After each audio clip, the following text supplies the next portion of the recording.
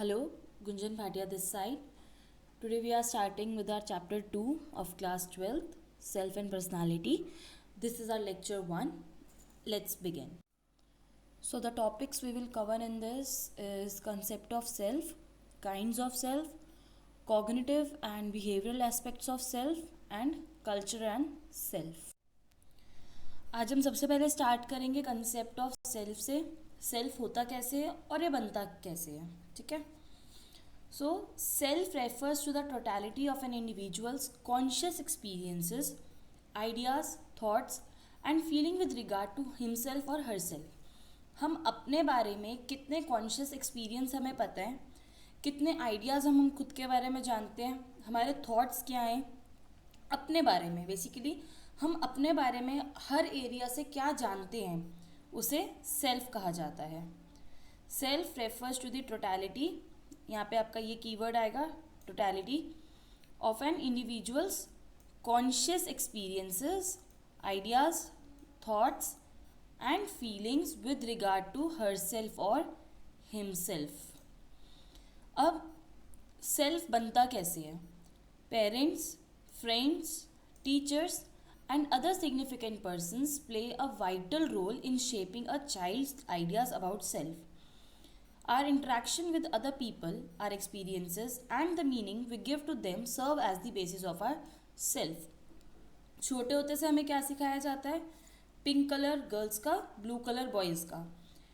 Boys gun से खेलते हैं, कार से खेलते हैं. गर्ल्स क्या करती हैं, डॉल्स खेलती हैं, डॉल हाउस बनाती हैं, किचन सेट खेलती हैं. तो शुरू से ही हमारे जो रोल्स हैं या जो हमारी आइडेंटिफिकेशन है वो हमें शुरू से ही सिखाई जाती है. अब वो हमें पेरेंट्स भी सिखाते हैं, हमारे फ्रेंड्स भी सिखाते हैं. क्यों? क्योंकि हमारा फ्रेंड सर्कल ही उन्हीं लोगों के साथ मिलता है जहाँ पे हमें थोड़ी सी अपनी तरह फीलिंग आए या थोड़ा लाइकिंग हम लोगों की मैच करें. टीचर्स भी बहुत अच्छा बड़ा रोल प्ले करती है जब हम स्कूल में अलग अलग तरीके की चीज़ें सीखते हैं. नेक्स्ट पॉइंट आता है, there are two kinds of self, personal identity and social identity. अब पर्सनल आइडेंटिटी और सोशल आइडेंटिटी क्या होती है. सो पर्सनल आइडेंटिटी क्या होती है, those attributes of a person that makes him और हर डिफरेंट फ्रॉम अदर्स. आपके इंडिविजुअल कैरेक्टरिस्टिक्स क्या है, आपकी खुद की जो यूनिक आइडेंटिटी है उसे हम पर्सनल आइडेंटिटी बोलते हैं, जो आपको दूसरों से डिफरेंट बनाती है, यूनिक करती है. Social identity, those aspects of a person that link him और हर टू द सोशल और द कल्चरल ग्रुप और डिराइव फ्रॉम इट. अब सोशल आइडेंटिटी क्या होएगी, एक इंडिविजुअल अपनी सोसाइटी में कैसे इंटरलिंक्ड है उस बारे में जब हम जानते हैं तो वो सोशल आइडेंटिटी आ जाती है. जैसे एक पर्सन जो है वो हिंदू धर्म का है तो उसकी जो सोशल आइडेंटिटी है वो क्या है, हिंदुइज्म. वो किसी ग्रुप को बिलोंग करता है, कौन से लोगों के साथ उसकी फ्रेंडशिप है, उसका फ्रेंड सर्कल कैसा है, वो सब उसकी सोशल आइडेंटिटी आ जाती है जो सोसाइटी से इंटरलिंक्ड हो. और पर्सनल आइडेंटिटी जब वो खुद के बारे में देखता है कि वो कौन से एट्रीब्यूट्स हैं, वो कौन सी क्वालिटीज़ हैं जो उसको दूसरों से यूनिक बनाती है, डिफरेंट बनाती है. नेक्स्ट टॉपिक हमारा आता है self as a subject and self as a object. यहाँ पे अब हम सेल्फ को दो चीज़ों में डिवाइड करके देख रहे हैं कि उनमें क्या डिफरेंस है या एक सेल्फ को किस तरीके से यूज़ किया जाता है. अब सेल्फ एज अ सब्जेक्ट ये क्या चीज़ होएगी, जब एक इंडिविजुअल खुद को किसी एस्पेक्ट में या कहीं पे देखता है. This self is described as a subject who does something. अब मैं क्या कर रही हूँ, किस जगह पे मैं काम कर रही हूँ या मैं किस रिस्पॉन्सिबिलिटी से काम कर रही हूँ, मीन्स जब मैं खुद पे फोकस कर रही हूँ. The one who does something, जो करता है वो अपने ऊपर देख रहा है. सब्जेक्ट हम तब बोलेंगे. For example, this is something how an individual describes himself और हर सेल्फ. खुद को कोई कैसे डिस्क्राइब कर सकता है वो आएगा सब्जेक्ट में. For example, I am a dancer, I am a bread maker of my house. तो मैं एक डांसर हूँ या खाली मैं ही एक इंडिविजुअल हूँ जो अपनी फैमिली के लिए कमाता हूँ, तो मैं अपनी बात कर रही हूँ. और जब हम बात करते हैं ऑब्जेक्ट की, सेल्फ एज एन ऑब्जेक्ट, तो वहाँ पे क्या आ जाता है कि सोसाइटी या बाहर वाले लोग हमें कैसे देखते हैं. यहाँ पे अब हम खुद को नहीं देख रहे, बट एक हम समझ सकते हैं जैसे कैमरे से हम खुद को ऑब्जर्व कर रहे हैं कि लोग हमारे बारे में क्या सोचते हैं या लोगों की नज़र में मैं कैसा हूँ. In later case the self is described as an object which gets affected जब हम दूसरों की बात सुन के दूसरों का पॉइंट ऑफ व्यू हम अपना मान के देखते हैं कि उनकी नज़र में मैं कैसा हूँ. Self is described as object when an individual views himself or herself from others' point of view. You see yourself as the result of others. अब आप क्या बोल रहे हो कि मैं जैसा हूँ वो मैं इसलिए नहीं हूँ क्योंकि मैंने ये काम करा, बट मैंने क्यों करा, क्योंकि मेरी माँ समझती है ये काम मैं कर सकता हूँ, बिकॉज मेरी फैमिली को लगता है कि मैं बहुत ज़्यादा रोती हूँ इसलिए शायद मैं शाय हूँ. तो ये सब चीज़ें हैं कि जब हम खुद को किस पोजीशन पे देख रहे हैं, या हम दूसरों की पॉइंट ऑफ व्यू से, दूसरों की आई से खुद को कैसे देख रहे हैं.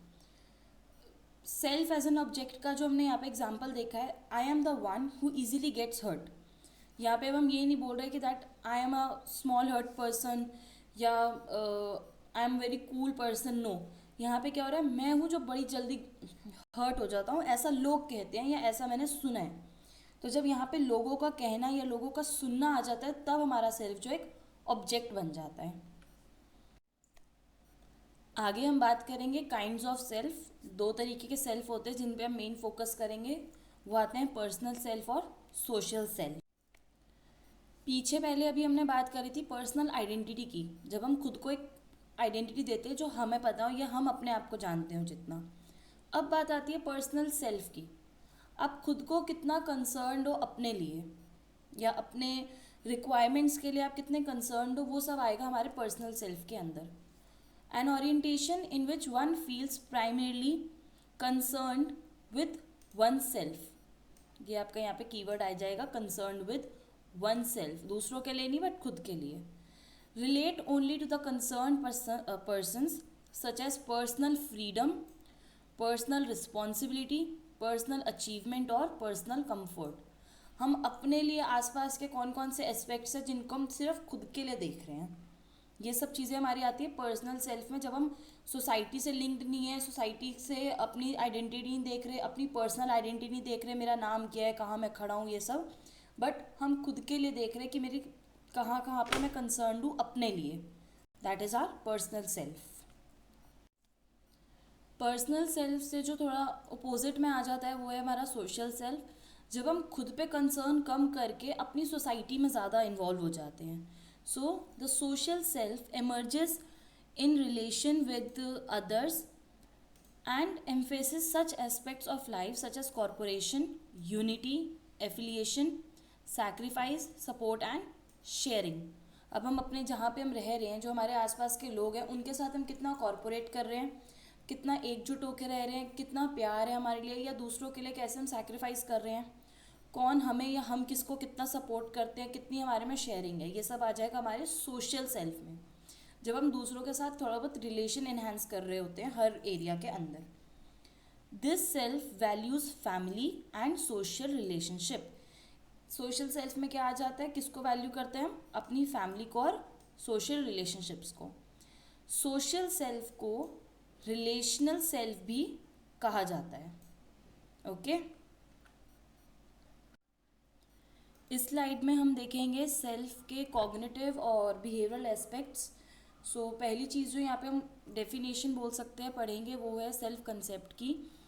सो the way we perceive our selves and the ideas we hold about our self and competencies and attributes is known as self concept. तो हम अपने आप को कैसे परसीव करते हैं, अपने आप को कैसे समझते हैं और अपने बारे में क्या आइडियाज़ होल्ड करके रखते हैं, हमारी कॉम्पिटेंसीज़ के बारे में या हमारे एट्रीब्यूट से रिलेटेड हम अपने बारे में क्या आइडियाज़ होल्ड करेंगे कि हम कितने अच्छे हैं या क्या क्या हमारे में खूबियाँ हैं, किस एरिया में हम एक्सेल कर सकते हैं, वो आएगा हमारे सेल्फ कंसेप्ट के अंदर. नेक्स्ट आता है सेल्फ एस्टीम. अब क्या है कि जब एक इंडिविजुअल इतना कैपेबल हो जाए कि उसको अपने बारे में पता हो कि मेरे में क्या चीज़ अच्छी है, क्या चीज़ बेकार है, कौन सा डिसीजन है जो मैं ले रहा हूँ जो अच्छा होगा या कौन सा डिसीजन मैं ऐसा ले रहा हूँ जो बेकार होगा. तो जो इंडिविजुअल अच्छे में और बेकार में जजमेंट कर पाए, उस जजमेंट को जो नाम दिया जाता है वो है सेल्फ एस्टीम. एक बार रीड कर लेते हैं. Judgement about our own values और worth is known as self esteem. This value judgement of a person about himself और her self is called self esteem. जब हमें जजमेंट करना आ जाए हमारे अंदर क्या अच्छा है और क्या बेकार है. It shows a strong relationship with our everyday behaviour. Warm and positive parenting helps in development of high self-esteem among children as it allows to them know that they are expected as competent and worthwhile.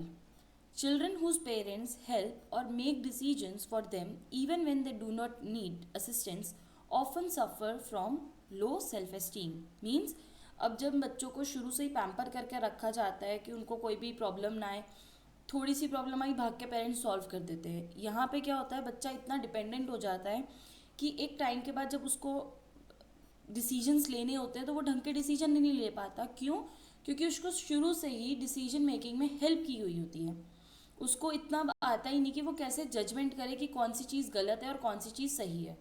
वहीं जो parents अपने बच्चों को खुला छोड़ देते हैं कि आपको जो करना है अपने बलबूते पे करो, उन पे क्या होता है, बहुत अच्छा सेल्फ एस्टीम डेवलप हो चुका होता है. क्यों? क्योंकि उनको अब जज करना आ जाता है कि उनके बारे में क्या चीज़ अच्छी है और क्या चीज़ नहीं अच्छी. नेक्स्ट आता है सेल्फ एफिकेसी. अब यहाँ पे क्या है, लोगों को इतना पता है, यहाँ पे कुछ लोग ऐसे होते हैं जो कहते हैं कि जो भी मेरी लाइफ में हो रहा है ना, सब मेरे कंट्रोल में है, या तो सारी चीज़ें मैं हैंडल करूँगा या मेरी किस्मत. तो ऐसे लोग भी होते हैं. People differ in the extent to which they believe that they themselves control their life outcomes, or the outcomes are controlled by luck or faith or other situational factors. A strong sense of self-efficacy allowed to select, influence and even construct the circumstances of their own life. People with a strong sense of self-efficacy also feel less fearful. क्यों? क्योंकि उन्हें पता है कि जो चीज़ मैं कर रहा हूँ सब मेरे कंट्रोल के अंदर है, कुछ खराब हो ही नहीं सकता. Self-efficacy can be developed. People with high self-efficacy have been found to stop smoking the moment they decided to do so. Means इनमें अंदर की मोटिवेशन बहुत ज़्यादा है और ये अंदर से बहुत स्ट्रॉन्ग है. नेक्स्ट आता है self regulation. Our ability to organise and monitor our own behaviour. हम अपने आप को कितना ऑर्गेनाइज करके चल पा रहे हैं, अपने आप को हम कैसे मॉनिटर कर रहे हैं, वो आता है सेल्फ रेगुलेशन में. हम अपने आप को कैसे रेगुलेट करते हैं. People who are able to change their behavior according to the demands of external environment are high on self-monitoring. Clear? अब सेल्फ रेगुलेशन के बाद आता है अपना सेल्फ कंट्रोल. तो लर्निंग टू डिले और defer the gratification of needs, it plays a key role in fulfilment of long term goals. अब जो बच्चे ऐसे होंगे या जो भी इंडिविजुअल ऐसा होएगा कि एक दिन मैंने चीज़ सोची, दूसरे दिन मुझे वो चीज़ चाहिए, तो ऐसा क्या होता है कि धीरे धीरे बहुत ज़िद्दी हो जाते हैं. उनमें थोड़ा सा भी डिले हो जाए या थोड़ा सा भी अगर हम टाइम लैप दें तो वो उस चीज़ को नहीं सह पाते. तो यहाँ पे जो लोग बहुत अच्छे होते हैं सेल्फ कंट्रोल में, जो अपने लिए चीज़ों को डिले करते हैं, अपनी नीड्स को थोड़ा डिले कर पाते हैं, अपने लालच को थोड़ा संभाल पाते हैं, उनका सेल्फ कंट्रोल बहुत अच्छा होता है, जो उन्हें बहुत लॉन्ग टर्म्स में हेल्प करता है. उनकी फुलफिलमेंट कहाँ पे करता है? लॉन्ग टर्म गोल्स में. लास्ट स्लाइड में अभी हमने सेल्फ कंट्रोल की बात करी है. अब यहाँ पे हम देखेंगे कौन कौन सी टेक्निक्स है जो हमें हेल्प कर सकती हैं सेल्फ कंट्रोल में. सबसे पहले आती है observation of our own behaviour. This provides us with the necessary information that may be use to change, modify और स्ट्रेंथन एस्पेक्ट ऑफ सेल्फ. यहाँ पे अब हम क्या कर रहे हैं, खुद को ऑब्जर्व कर रहे हैं और फिर देख रहे हैं कि ऐसी कौन सी चीज़ें हमारे में जो हमें चेंज करनी चाहिए, मॉडिफाई करनी चाहिए, या ऐसे कौन कौन सी चीज़ें जो हम करते हैं जो हमें ख़राब कर सकती है या बहुत अच्छा रिजल्ट दे सकती है. तो सबसे पहला हो गया ऑब्जर्वेशन. नेक्स्ट आता है सेल्फ रीइंफोर्समेंट. जब हम खुद को रिवॉर्ड्स देते हैं, ठीक है, भले वो पॉजिटिव रिवॉर्ड्स हो या नेगेटिव रिवॉर्ड्स हो. Rewarding behaviours that have pleasant outcomes. तो अब हमने आज बहुत अच्छा स्कोर किया तो हम मार्केट में गए, हमने आइसक्रीम ट्रीट ले ली, बहुत अच्छा रिजल्ट आया तो फ्रेंड्स के साथ हम पार्टी पे चले गए. या कभी ऐसा हुआ कि हमने टेस्ट में बहुत अच्छा स्कोर नहीं किया या कुछ ऐसा हुआ जो हमें सेटिस्फैक्ट्री नहीं है, तो अब हमने क्या करा, 1 वीक के लिए मोबाइल छोड़ दिया, अपने आप को नेगेटिव रीइंफोर्स करा. लास्ट आता है self instruction, in which instruct ourselves to do something and behave the way we want to do. Such instructions are quite effective in self regulation. अब हमने क्या किया, अपने लिए हमने एक टाइम टेबल बना लिया कि यही टाइम टेबल पे मैं चलूँगी या चलूँगा और उसी को फॉलो करूँगा ताकि मैं फिर अपनी पढ़ाई से या जो भी टास्क हम कर रहे हैं उससे डाइवर्ट ना हो जाए। तो हम अपने आप को इंस्ट्रक्ट कर रहे हैं कोई भी चीज़ करने के लिए। ये हमारी इस स्लाइड की लास्ट स्लाइड है जहाँ पे हम देखेंगे कि कल्चर में सेल्फ कैसे अलग अलग डिफाइन होता है। जो यहाँ पे मेन बात करेंगे वो है हमारे वेस्टर्न सेल्फ की, जिसको हम इंडिविजुअलिस्टिक भी कहते हैं, और बात करेंगे इंडियन सेल्फ की, जिसे हम कलेक्टिविस्टिक भी कहते हैं। सो वेस्टर्न सेल्फ में क्या होता है, यहाँ पे जितनी भी बाउंड्रीज हैं या जो भी हमारी लिमिटेशंस है वो बहुत ज़्यादा फिक्स्ड होती हैं। Okay, the boundary appears to be relatively fixed. वहीं इंडियन में देखें तो यहाँ पे जो बाउंड्री होती है बहुत ही शिफ्टिंग नेचर की होती है। यहाँ पे हम अपने इंडिविजुअल सेल्फ के ऊपर फोकस तो करते हैं, बट जो बाउंड्री है, जो लिमिटेशंस है, वो बहुत शिफ्ट होती रहती है। Indian self, it is characterised by shifting nature of this boundary. It focused fully on individual self, for example, our personal needs or goals. Second point, under Western self, the Western views seems to hold the clear dichotomies between self and others, man and nature, subjective and objective, whereas the Indian views does not make such clear dichotomies. Means यहाँ पे क्या है, western में लोगों ने अपने हर कामों को रिस्पॉन्सिबिलिटी और टाइम या जो भी उनके एरियाज है उस हिसाब से बांटा हुआ है। अब यहाँ पे कोई ऐसा नहीं करेगा कि मुझे अगर ये काम नहीं मिल रहा तो मैं ये कर लेता हूँ क्योंकि मुझे कमाना है। नहीं, यहाँ पे सेल्फ उनका अलग है, क्या वो अपने बारे में वैल्यूज़ होल्ड करते हैं, बाकी उनके बारे में क्या होल्ड करते हैं वो अलग है। घर का काम घर का, बाहर का काम बाहर का। मैन में और नेचर में कितना डिफरेंस आएगा वो शुरू से ऐसा ही रखा हुआ है। मीन्स हर चीज़ का एक बहुत ही क्लियर उनके दिमाग में आइडिया है, जबकि इंडिया में ऐसा नहीं है, यहाँ पे बहुत सब कुछ मैसी सा है। थर्ड पॉइंट वेस्टर्न का, the self and the group exist as two different entities with clearly defined boundaries.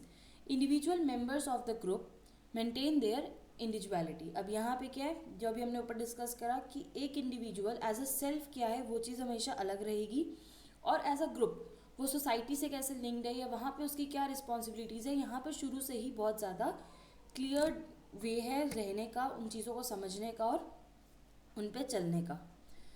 Indian self, the self is generally not separated from one's own group, rather both remain in the state of harmonious को existence. यहाँ पे क्या है, कुछ इतना नहीं है कि भैया मेरे को बाहर ऐसा हूँ, मैं घर पे ऐसा हूँ. नहीं, जैसा इंसान वर्क पे है वैसा ही होम पे है. कुछ ऐसा नहीं करेगा कि यार मुझे यहाँ पे थोड़ा रिस्पॉन्सिबल रहना है या मुझे यहाँ थोड़ा शांत रहना है. नहीं, जैसा उसका मूड आएगा, जहाँ कोई सिचुएशन होगी उसका कोई फ़र्क नहीं पड़ता उसको, वो जैसा है अपने मूड के हिसाब से और उन सब चीज़ों पे चलता है. They often remain at a distance. अब यहाँ पे क्या है, वेस्टर्न टाइप में बहुत ज़्यादा ही न्यूक्लियर फैमिलीज़ होती हैं, सब आपस में बहुत डिपेंडेंट होते हैं, इंडिपेंडेंट होते हैं, अपना अलग रहना, अपनी अलग वे ऑफ थिंकिंग रखना पसंद करते हैं. जबकि इंडियन में क्या होता है, लोग बहुत ही ज़्यादा आपस में रिलेटेड होते हैं, इंटरफेरेंस करते हैं और सारे आपस में एक साथ रहने की कोशिश करते हैं. अलग रहना यहाँ पे कोई रिवाज या कल्चर सब बोल सकते हैं, यहाँ पे ऐसा कुछ नहीं होता.